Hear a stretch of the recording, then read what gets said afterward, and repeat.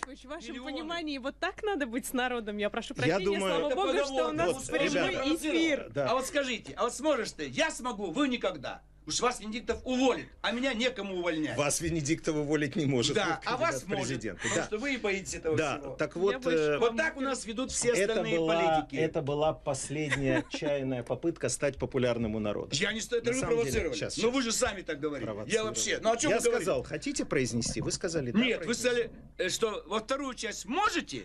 Прямо здесь в эфире сказал, могу, я могу, а вы не сможете. Вот я им показал. Не надо, я могу повторить. Ну, повторите. Не надо, и что, так вы же провоцируете. Я вас очень Радиослушатели провоцируют Гонопольский. Он думает, что я не смогу повторить. Я журналист. И вся его жизнь провокация. Да, пожалуйста, повторите полностью. Большинство людей живет в жизни по поговорке. Нет, я хочу... И рыбку съесть, и нахуй сесть. Отлично. Вот это вся история гнусная всего человечества. Кругом грязь, обман, ложь. И в этом говне мы с вами живем 1000 лет. Все друг друга обманываем. Но все-таки мы должны когда-то честно провести, почувствовать себя, очиститься. Давайте этого дерьма очистимся 4 марта. И я вам обещаю закрыть все радиостанции, которые лгали последние 20 лет. Убрать руководителей всех телерадиоканалов. Наказать всех олигархов. Они все к Ходорковскому поедут. Я выпущу из тюрем всех безвинно осужденных. Все офицеры вернутся на свою службу и в полиции, и в ФСБ, и в армии. Вам всем будет хорошо. Никакого ЕГЭ, никакого призыва в армию. Любые марши, демонстрации, протесты, любые. Выступайте, дискутируйте день и ночь, чтобы вы никогда не жили по этой гнусной поговорке. Чтобы вам никто не давал рыбу, вы ее сами будете ловить.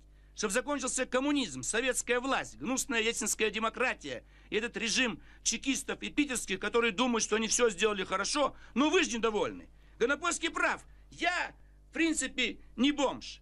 Но я хочу вам помочь. Но будучи в оппозиции, мы не имеем рычагов власти. Поэтому дайте власть вы.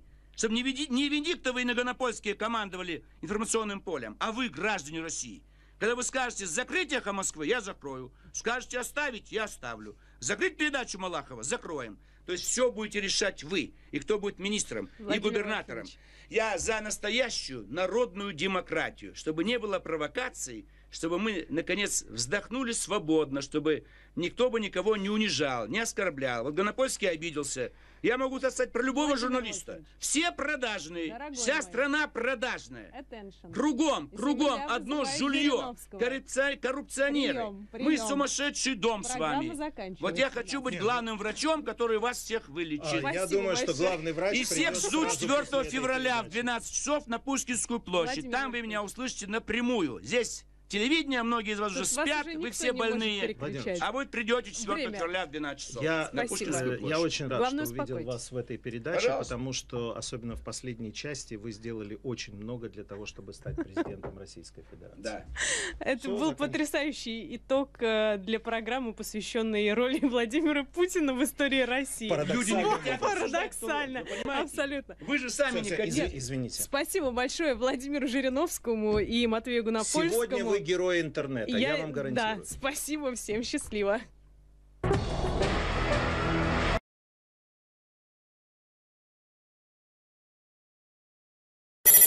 Bye.